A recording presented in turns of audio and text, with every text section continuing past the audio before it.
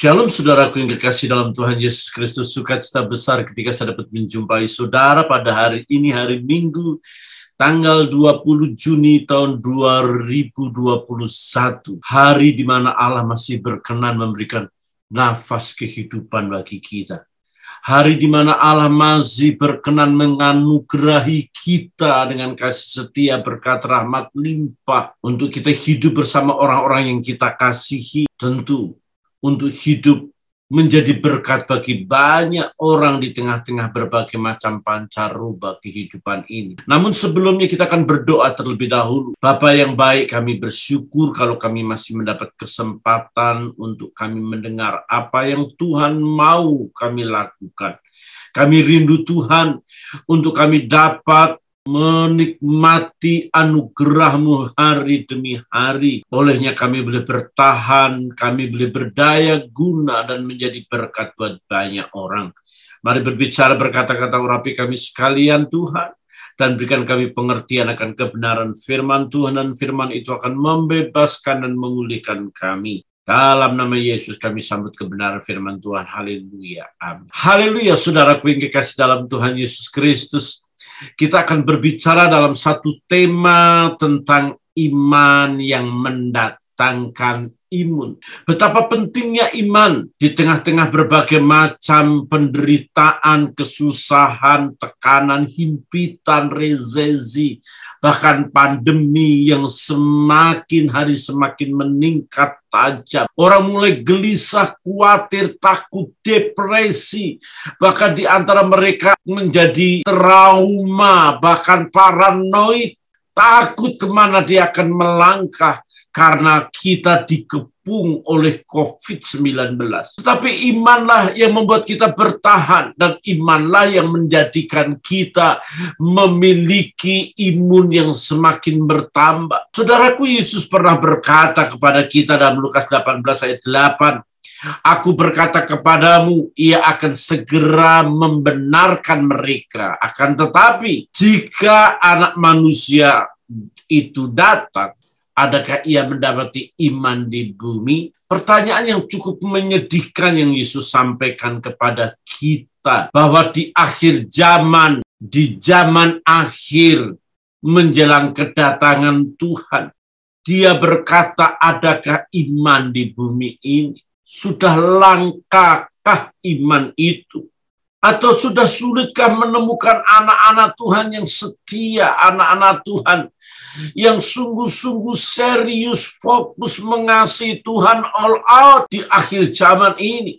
Ataukah mungkin anak-anak Tuhan sebagian besar sudah tenggelam dalam keputusasaan menghadapi berbagai macam pancaroba kehidupan ini, terutama COVID-19, kejahatan, resesi, dan begitu banyak persoalan yang menghimpit kita. Apalagi kita di tengah-tengah pandemi yang punya tingkat kenaikannya di Indonesia bisa 500%. Demikian kata seorang dokter yang saya jumpai. Kita tidak boleh gegabah dan berkata kopat-kapit.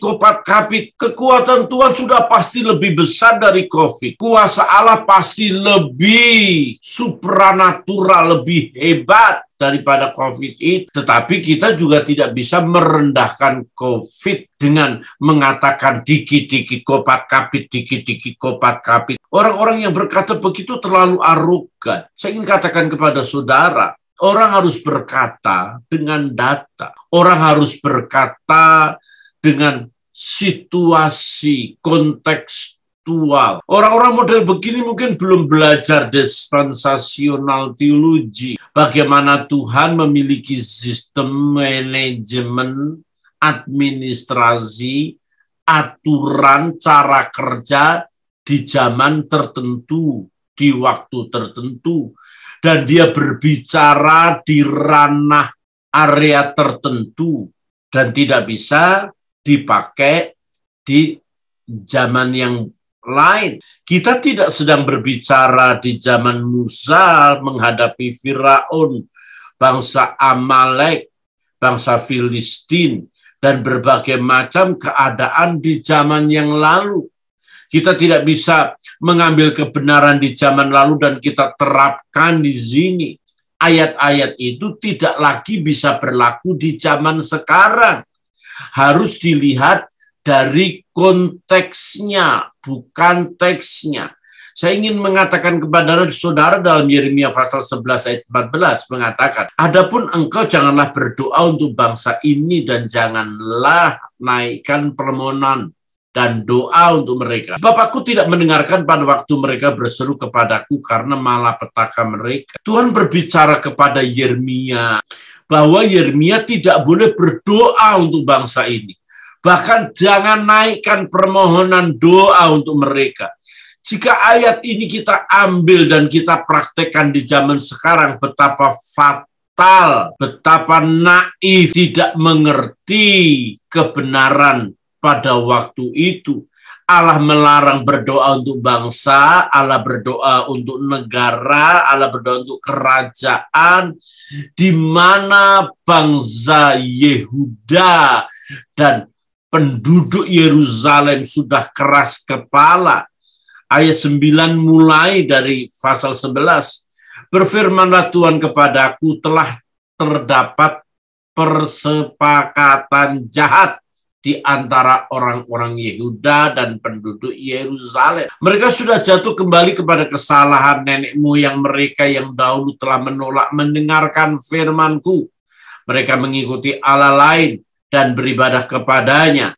Kaum Israel dan kaum Yehuda telah mengingkari perjanjianku yang telah kuikat dengan nenek moyang mereka. Sebab beginilah firman Tuhan, sesungguhnya aku mendatangkan ke atas mereka malapetaka yang tidak dapat mereka hindari. Dan apabila mereka berseru-seru kepadaku, maka aku tidak akan mendengarkan mereka. Dan biarpun kota-kota Yehuda dan penduduk Yerusalem pergi berseru-seru kepada para Allah yang mereka sembah dengan korban bakaran, tetapi Allah itu sama sekali tidak dapat menolong mereka pada waktu mereka ditimpa malapetaka.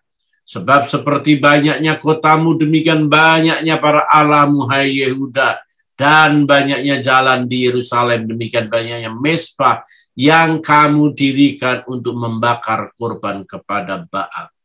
Saudara-saudaraku yang kekasih dalam Tuhan Yesus Kristus, di zaman itu orang-orang sudah keras kepala, menyembah Baal, menyembah dewa-dewa selain Allah bangsa Israel, Allah Abraham, Ishak, dan Yakub. Allah di mana mereka harus memuja, memuji, mengagungkan. Tapi sudah ada kesepakatan jahat, bangsa itu tidak lagi mendengarkan firman Tuhan.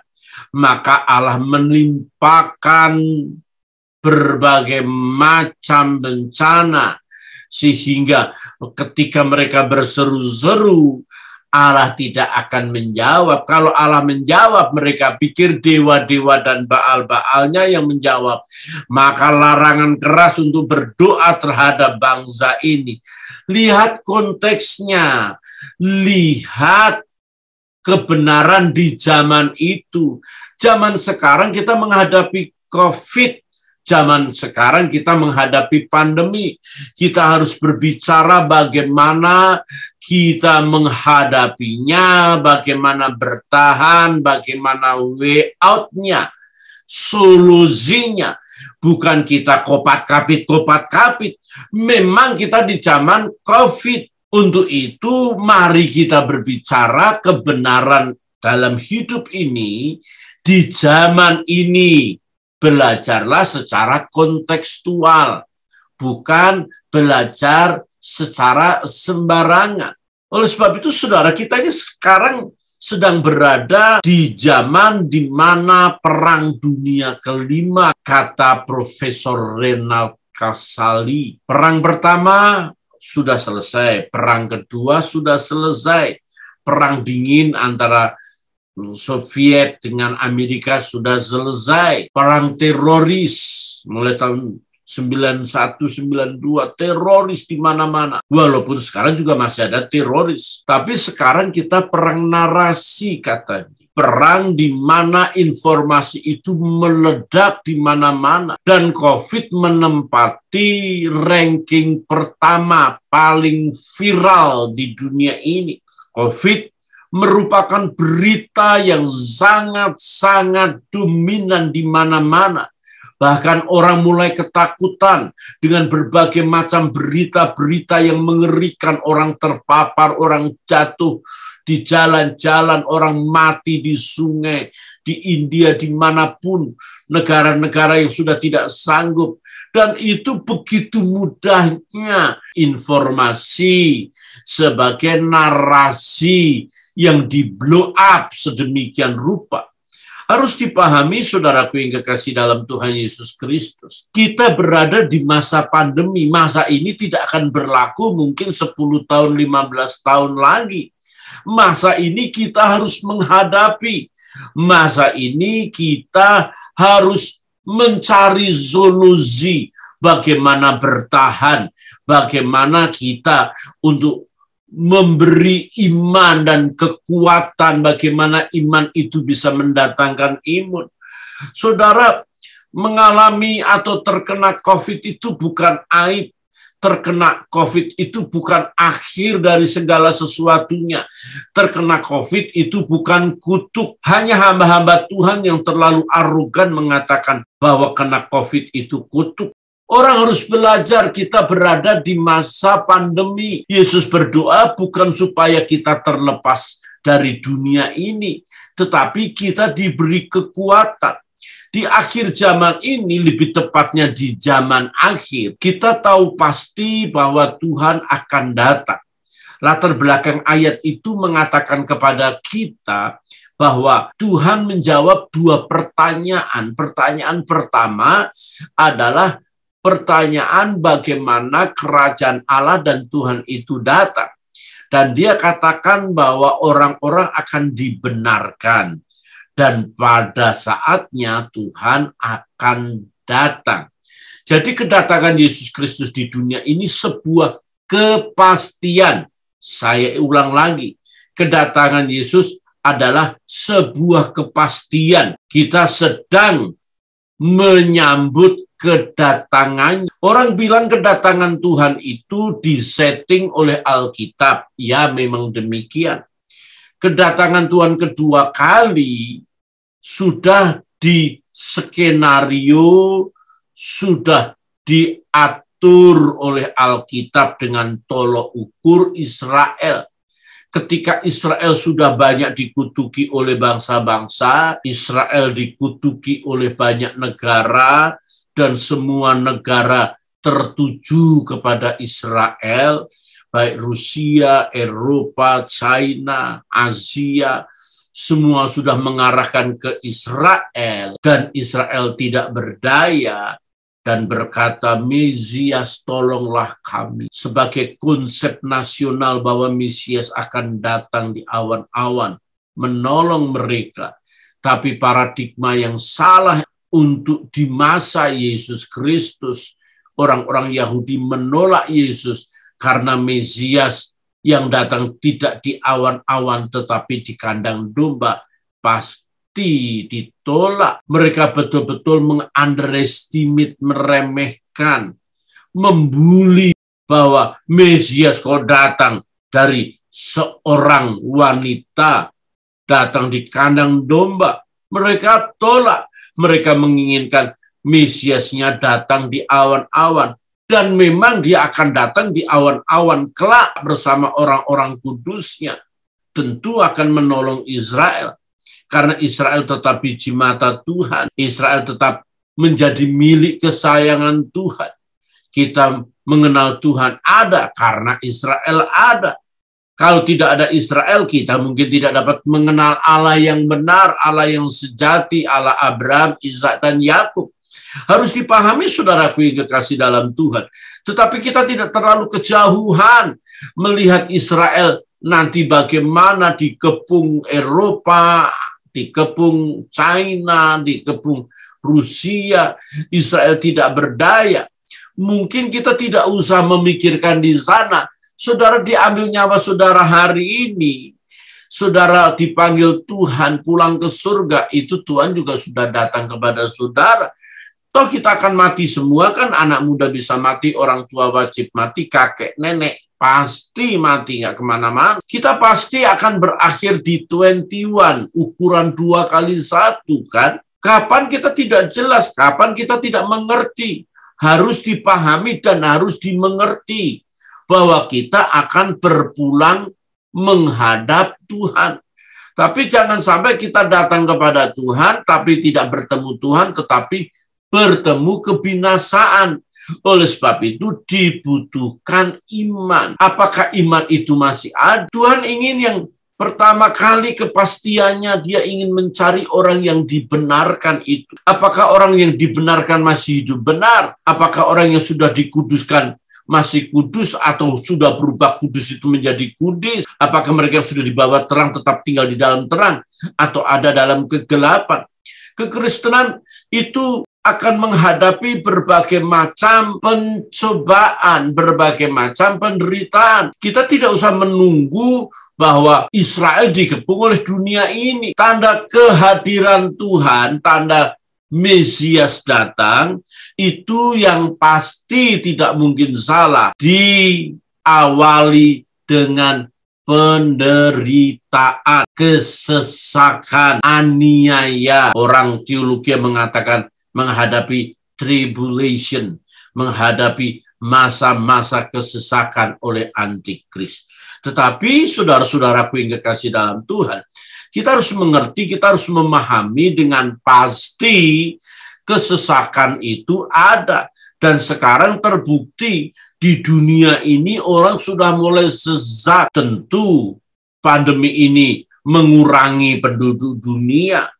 Berita-berita menyatakan muncullah satu agama di dunia. Tidak boleh ada agama lain. Ada settingan agama. Satu agama di dunia. Satu pemerintahan di dunia. Sehingga settingan ini memang melalui berbagai macam peristiwa yang terjadi, melalui pandemi yang ada. Mungkin nanti akan ada negara, akan ada orang yang bisa menyelesaikan pandemi dengan vaksin yang canggih, vaksin yang bisa menyembuhkan seluruh dunia dan orang memuja-muja dia.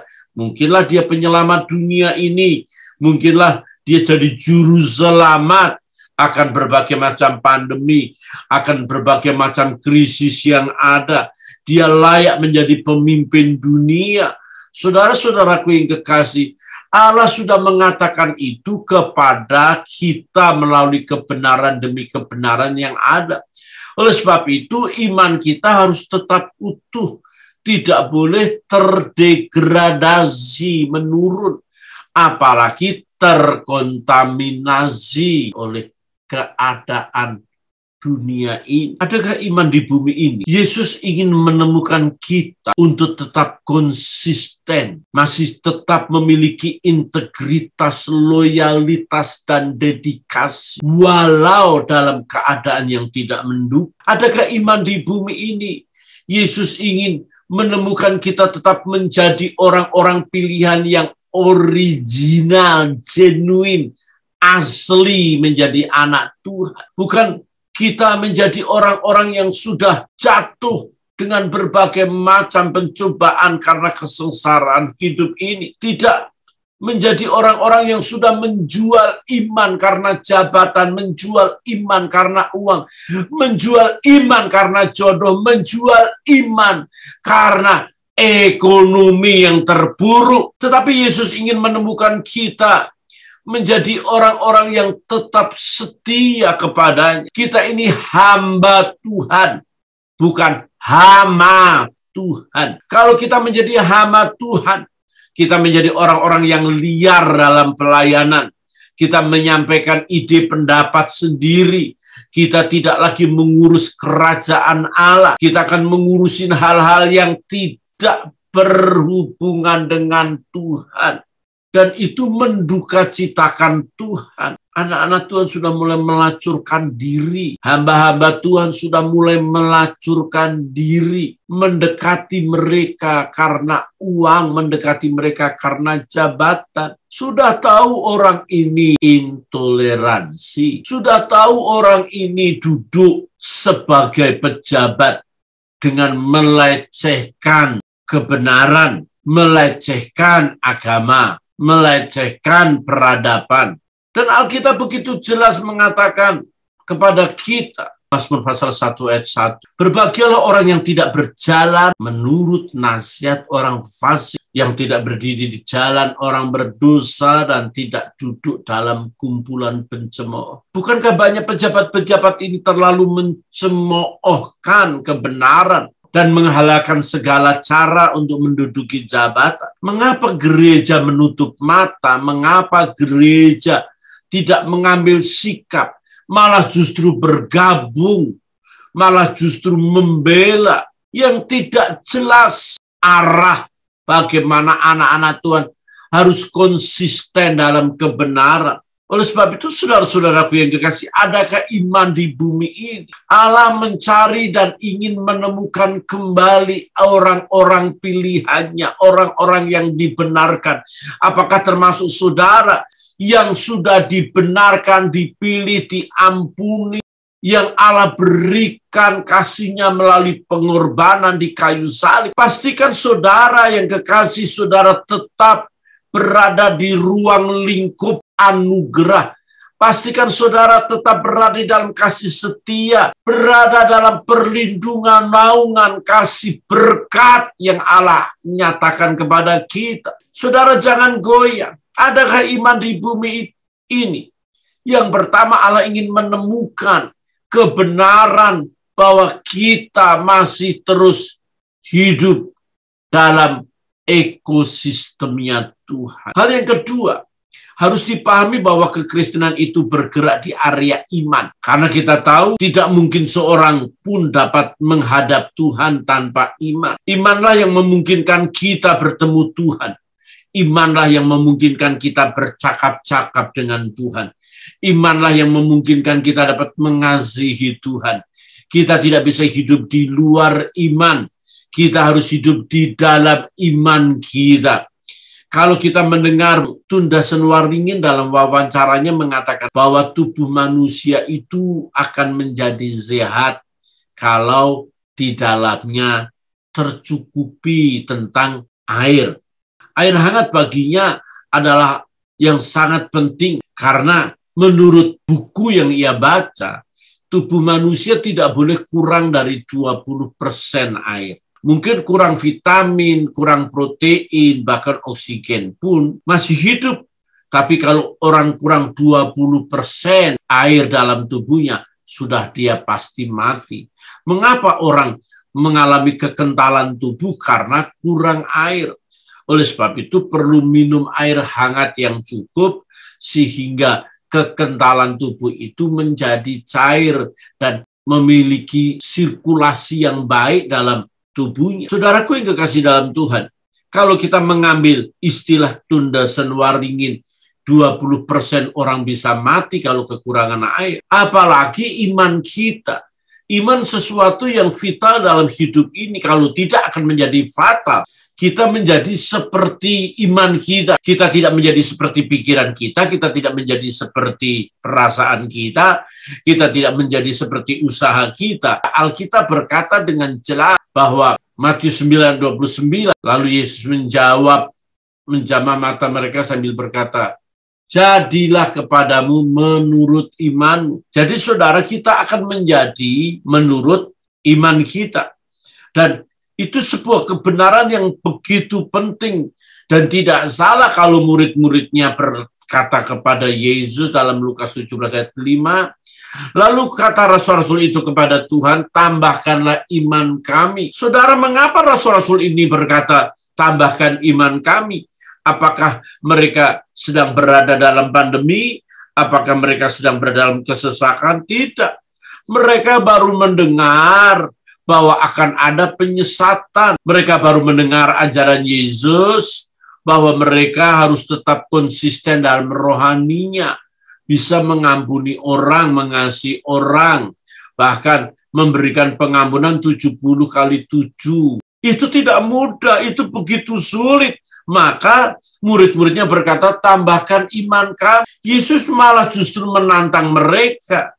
Kalau sekiranya kamu mempunyai iman sebesar biji sesawi saja, kamu dapat berkata kepada pohon ara ini, terbantunlah engkau dan tertanamlah di dalam laut dan ia akan taat kepadamu. Yesus malah berbicara manfaat dari iman itu.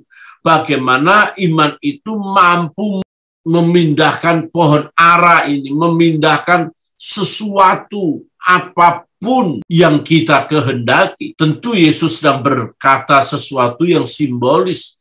Di lain waktu dia berkata, kalau kamu punya iman sebesar biji sesawi, kamu dapat memindahkan gunung. Iman itu sangat berdaya guna dalam kehidupan ini. Jika diibaratkan internet, Allah itu provider kita. Kita harus memiliki jaringannya. Kita harus memiliki bandwidth-nya. Kita harus memiliki link ke sana karena dia provider kita. Kalau kita memiliki smartphone, memiliki handphone dengan internet yang ada, yang providernya adalah Tuhan, maka kita bisa berkoneksi dengan Tuhan, kita bisa mendownload kekayaannya, kita bisa berbincang-bincang, kita bisa bercengkerama dengan dia. Tetapi secanggih apapun handphone kita, smartphone kita, kalau itu lowbat, tidak ada artinya. Handphone saudara boleh puluhan juta, bahkan ada handphone miliar harganya. Karena di sana ditata dengan berlian, dengan permata. Ketika mengangkat handphone begini, ini handphone miliar. Karena di dalamnya ada permata, handmade, terdiri emas murni. Canggih saudaraku yang kekasih dalam Tuhan. Tetapi kalau lowbat, maka tidak ada artinya. Dan banyak orang-orang Kristen itu lowbat. Kalau sudah lowbat, iman itu tidak ada artinya. Oleh sebab itu tidak boleh iman kita lowbat. Karena iman itu bisa dipakai sebagai senjata. 1 Petrus 5 ayat 9 mengatakan, lawanlah dia dengan iman yang teguh. Sebab kamu tahu bahwa semua saudaramu di seluruh dunia menanggung penderitaan yang sama. Jadi saudaraku yang kekasih, iman itu memampukan kita untuk bertahan hidup, mencari solusi, dan memberikan kita kemampuan untuk kita mengalahkan dunia ini. 1 Yohanes 5 ayat 4 mengatakan, sebab semua yang lahir dari Allah mengalahkan dunia, dan inilah kemenangan yang mengalahkan dunia, iman kita. Saudaraku yang kekasih dalam Tuhan Yesus Kristus, saudara bisa kena COVID, saudara bisa kena penyakit, saudara bisa kena bencana, saudara bisa kena malapetaka. Tetapi biarlah Tuhan menjauhkan itu, dijauhkan Tuhan kiranya daripadaku. Tetapi kalau itu terjadi dalam hidup kita, tentu Allah ingin membuktikan bahwa Dia mampu memulihkan, menyembuhkan. Dia mampu memberikan kepada kita solusi yang terbaik. Dia yang memukul, Dia yang membebat, kata Ayub demikian. Saudara tidak perlu khawatir ketika saudara menghadapi COVID. Saudara pikir itu neraka, saudara pikir itu sebuah hukuman daripada Tuhan. Tidak, Allah izinkan itu terjadi, membuktikan saudara adalah manusia biasa. Saudara bukan Superman, bukan Kapten Amerika, saudara bukan Spider-Man, saudara bukan Wonder Woman. Saudara manusia biasa yang tinggal di dunia ini, yang menghadapi berbagai macam pandemi. Bisa kena, jangan pikir tidak kena, saudaraku yang kekasih. Saudaraku, setiap pagi selalu saya berdoa. Dan salah satu doa saya, jauhkan kami dari virus COVID-19. Jauhkan dari anak-anak, istri, dan orang-orang yang kami kasihi dari COVID-19. Tetapi 2 bulan lalu saya mengalaminya, saya menghadiri perkawinan sahabat saya di sebuah hotel. Saya tetap menggunakan masker, walaupun harus disayangkan. Masuk perkawinan, gedung perkawinan itu tanpa deteksi panas. Itu saya menamakan sebuah kecerobohan. Tidak dideteksi, bahkan saya juga tidak disambut. Orang masuk, duduk, hotel begitu besar, hanya 30 sampai 35 orang saja. Salah satu di antaranya terpapar. Dan semua yang hadir itu, sebagian besar, menurut informasi lebih dari 20 orang terpapar, termasuk saya. Saudaraku yang kekasih, saya tidak berasa. Saya yakin doa saya setiap hari didengar oleh Tuhan. Saya memproteksi istri saya, memproteksi anak-anak saya, memproteksi orang-orang yang dekat dengan saya, apalagi mereka yang seringkali memperhatikan saya dengan banyak hal. Saya doakan mereka setiap pagi, ada kali 1 tahun lebih. Dan itu doa yang tidak pernah saya lupakan. Tetapi saudaraku yang kekasih, realitasnya saya kena. Ketika saya cek molekuler positif. Karena demam saya pikir saya jatuh, kaki saya terkilir karena pikir demam itu karena jatuh. Tapi demam tinggi karena positif. Saudaraku, saya protes sama Tuhan. Saya marah. Mengapa Tuhan tidak dengar doa saya? Ini perkawinan yang mendatangkan bencana besar. Sahabat yang saya kasih, sampai saya khotbah ini hampir 1,5 bulan. Dia masih berada di rumah sakit. Saya terluka. Ini perkawinan yang paling panjang seumur hidup saya. Hampir 2 jam. Saya ingin beritahu sesuatu kepada saudara. Kita tidak kebal. Ketika saya mengalami, dan kemudian keluarga saya kaget. Orang-orang mulai mengirimkan obat, jamu, vitamin. Orang-orang yang perhatiin dan mengerti saya. Mereka mengirimkan segala sesuatunya dan saya hanya 4 hari sembuh. Tetapi anak-anak dan istri saya terpapar juga. Sehingga saya merawat mereka. Dan Tuhan telah membebaskan kami. Saya tahu siapa sahabat yang benar. Siapa sahabat yang sungguh-sungguh memberikan pertolongan, nasihat, dukungan doa, WA, berkata bagaimana keadaan Pak Tim, bagaimana keadaan anak-anak, bagaimana keadaan istri. Selalu ada seorang ibu yang berkata, Pak Tim, ini ada orang mau menolong. Ditolonglah, dikirim semua obat-obatan. Dan saya total obat-obatan itu hampir 10 juta. Saya ucapkan terima kasih untuk orang-orang yang menolong, membantu. Tidak perlu saya sebutkan namanya. Ada 2 ibu-ibu yang membantu, tentu oleh prakarsa kakak saya, yang merampungkan semua pembiayaan rumah sakit. Saya memberkati mereka dan saya doakan mereka, saya sebut nama mereka. Orang-orang yang telah mengasihi saya dan menunjukkan perhatian sedemikian rupa. Walaupun hanya doa, walaupun hanya WA bertanya bagaimana keadaan, itu bagi saya itu sebuah penghargaan besar sebagai seorang sahabat. Tentu saya tidak menceritakan kepada banyak orang. Bukan karena takut aib, bukan. Kita tidak perlu malu, kita tidak perlu merasa bahwa kita ini tidak dikasihi Tuhan kalau kita kena COVID. Buktinya Tuhan menunjukkan kasih-Nya kepada saya dan saya sehat walafiat sekarang. Istri saya, anak-anak saya sudah dipulihkan dan semakin baik. Tuhan memberkati sedemikian rupa di dalam kesesakan ini. Allah malah membuktikan justru Dia sanggup menolong, memulihkan, bahkan memberkati kita. Kalau saya tidak mengalaminya, saya akan bisa menjadi sombong. Saya kebal terhadap COVID.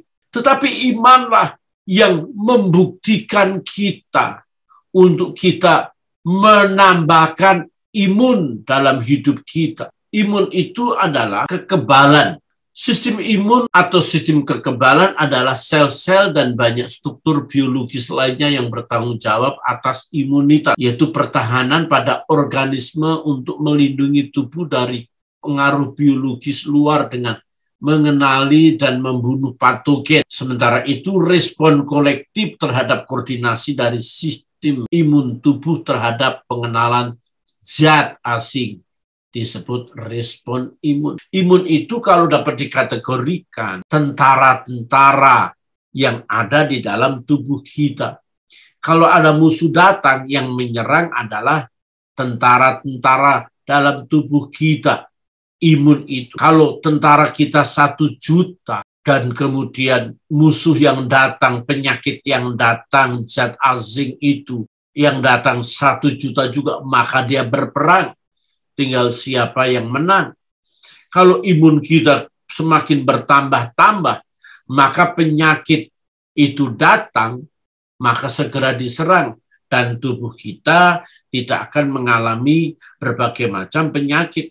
Tapi kalau tubuh kita kalah, maka memberikan sinyal di dalam tubuh ini jadi demam. Demam itu bukan penyakit. Demam itu adalah sinyal bahwa imun kita sudah mulai kalah. Harus mendapat asupan dari luar. Kalau kita pusing, itu suatu sinyal bahwa ada sesuatu yang tidak beres dalam diri kita. Kalau kita keringat dingin, itu bukan penyakit, itu sinyal bahwa imun kita mulai kalah. Oleh sebab itu, betapa pentingnya menambahkan imun. Tapi kita tidak bisa mengabaikan iman. Imun itu tidak bisa mendatangkan iman. Tapi sebaliknya, imanlah yang bisa mendatangkan imun itu. Karena iman sendiri pada dasarnya segala sesuatu yang kita harapkan. Dan bukti dari segala sesuatu yang tidak kita lihat. Dengan iman, kita masih punya pengharapan. Dasarnya masih punya pengharapan. Ketika seseorang menghadapi COVID, maka COVID itu tidak kelihatan. Dan iman itu bukti dari segala sesuatu yang tidak kita lihat. Jadi realitas pengharapan yang kita nantikan itu akan terjadi sebagai buktinya yang tidak kita lihat. Saudara jangan pernah berharap kita bertambah imun kita kalau kita tidak punya iman. Imanlah yang mendatangkan pengharapan. Ketika seseorang terkena COVID, maka begitu demam, mereka yang sesak nafas, kekentalan darahnya sampai membuat kepala pusing karena kepala otak itu kekurangan oksigen. Orang begitu menggigil, orang begitu susah bernapas, orang bilang megap-megap, seolah-olah tidak ada harapan, seolah-olah kematian di depan mata. Tetapi iman adalah dasar pengharapan. Kalau orang itu punya iman, maka orang itu punya pengharapan untuk sembuh, walaupun tidak kelihatan. Bagaimana bisa kelihatan ketika napas megap-megap, ketika jantung berdetak, ketika penciuman itu hilang, ketika rasa itu tidak ada, lidah itu tidak berasa apapun. Saudara, beraneka ragam dampak dari COVID ini. Efeknya berbeda-beda.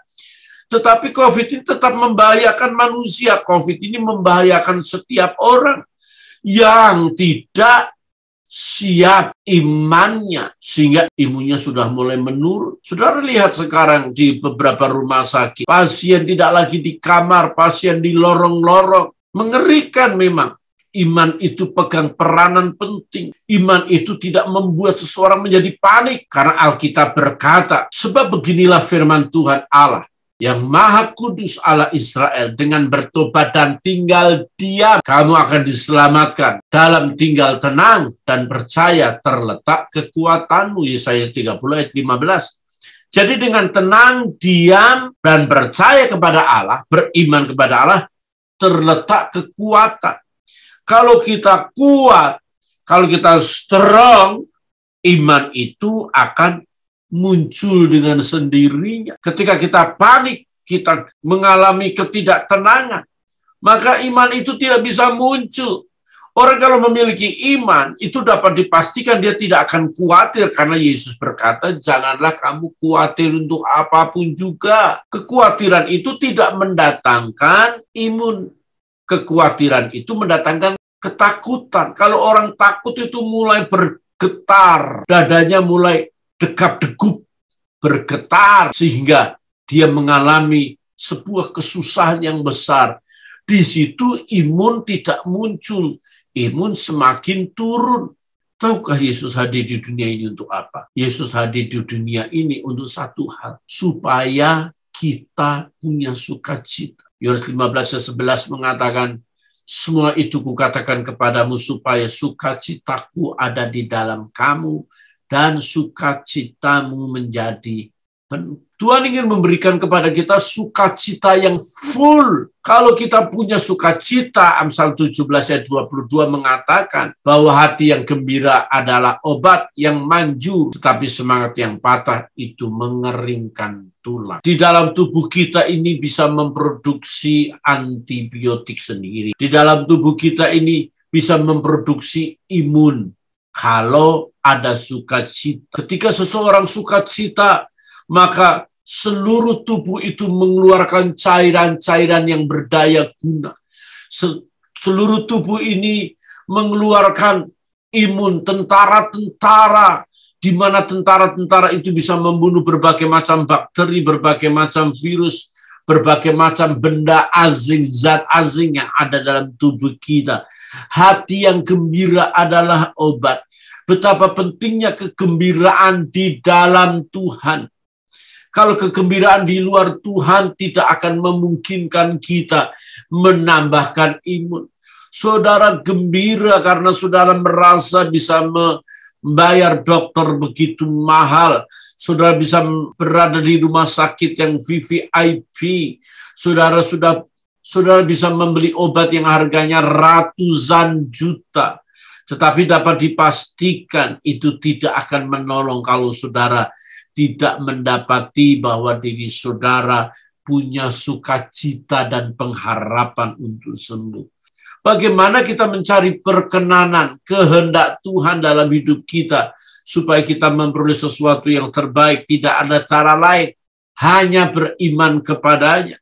Beriman kepada Yesus Kristus sebagai Tuhan dan Juru Selamat kita, yang bisa menyelamatkan kita dari pandemi, dari COVID, dari resesi, dari berbagai macam kehidupan ini. Satu, Yesus Kristus yang mampu mengangkat kita dan memulihkan kita, yang mampu menolong kita dalam kesesakan, bahwa pertolongan Tuhan sangat terbukti. Bagi saudara yang mendengar khotbah saya ini dan saya beritahu sesuatu kepada saudara, Tuhan berdiri menanti saudara memohon pertolongan. Dia tidak sedang terlelap, dia sedang menantikan saudara mengangkat tangan dan dia akan turun tangan bagi saudara. Dia menantikan saudara berkata, Yesus tolong aku. Dan dia akan memberikan kepada saudara sebuah kedamaian, dan kedamaian itu akan menciptakan imun di dalam tubuh. Masih ada pertolongan, masih ada solusi, masih ada mujizat, masih ada berkat buat setiap saudara yang sedang mengalami berbagai macam kesesakan. Pandemi ini tidak membuat kita semakin lemah. Pandemi ini harus membuat kita semakin kuat. Saudara yang tidak sedang mengalami, saudara tidak boleh sombong. Saudara bisa terpapar. Ingat, saudara bisa terpapar. Apalagi bagi saudara yang merasa diri saudara berada di dalam kemampuan, kekuatan supranatural.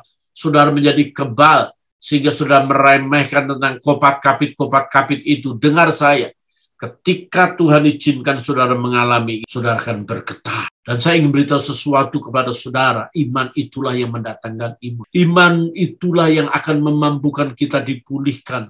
Iman itulah yang memungkinkan kita berkenan kepada Tuhan. Sehingga ketika kita berkenan kepada Tuhan, kita akan belajar hidup serupa Kristus oleh pimpinan Roh Kudus. Kiranya Tuhan memberkati saudara. Mari kita berdoa. Bapa yang baik, kami bersyukur bahwa kami telah menikmati kebenaran firman-Mu, dan firman-Mu itu memungkinkan kami untuk kami menambahkan iman kami, untuk kami terus konsisten, untuk kami terus memiliki integritas, loyalitas, dedikasi kepada Tuhan. Iman kami semakin berkembang, dan kami terus mengasihi Tuhan dalam segala perkara. Kami bersyukur dalam nama Yesus berdoa. Haleluya. Amin. Terima kasih sudah telah mendengar kebenaran firman Tuhan. Saya bersyukur kalau saudara subscribe, like, dan komen, dan berkat Tuhan nyata atas saudara. Tuhan memberkati. Haleluya. Amin.